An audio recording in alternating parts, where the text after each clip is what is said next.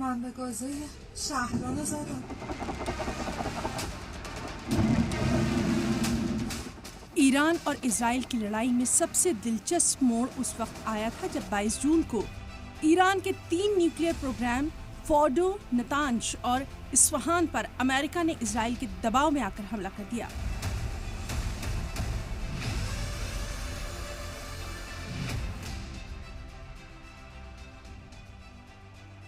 امریکہ اس حملے سے قبل بھی اسرائیل کی مدد کر رہا تھا، لیکن خود اس جنگ میں سامنے سے شامل نہیں ہوا تھا۔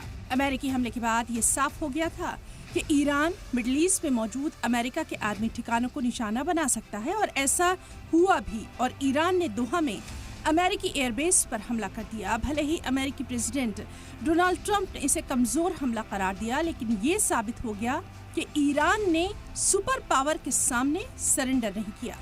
امریکی ایئر بیس پر حملے کے بعد ٹرمپ نے سیز فائر کا اعلان کر دیا۔ ایران اور اسرائیل میں جنگ رک بھی گئی، لیکن اب امریکہ اور ایران کے بیچ زبانی جنگ جاری ہے۔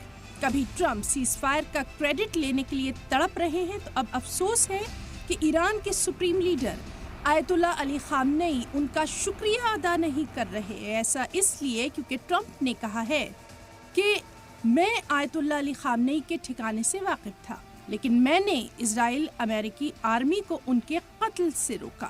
میں نے خامنئی کو بھیانک اور ذلت آمیز موت سے بچایا۔ مجھے یہ بھی امید نہیں ہے کہ وہ مجھے شکریہ کہیں گے۔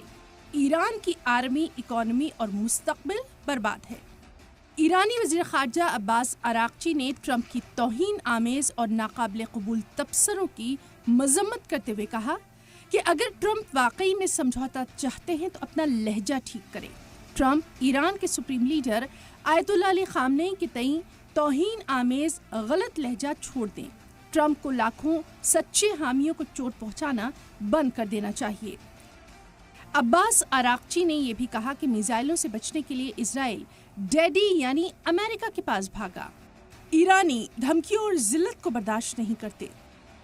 دراصل یہ خبر آئی تھی کہ امریکہ ایران سے رشتے بہتر کرنے کے لیے لگاتار بات چیت کی کوشش کر رہا ہے۔ ساتھ ہی امریکہ کے ذریعے ایران کو $30 ارب یعنی قریب 2.57 لاکھ کروڑ کے انویسٹمنٹ کی تجاویز کی بات بھی سامنے آئی۔ اس میں امریکہ کے ذریعے ایران سے بین ہٹانے کا آفر بھی شامل تھا، لیکن اب اس زبانی جنگ کے بیچ ایسی کسی بھی طرح کی ڈیل اور بات چیت کی میز پر ایران اور امریکہ کا آنا فی الحال مشکل نظر آ رہا ہے۔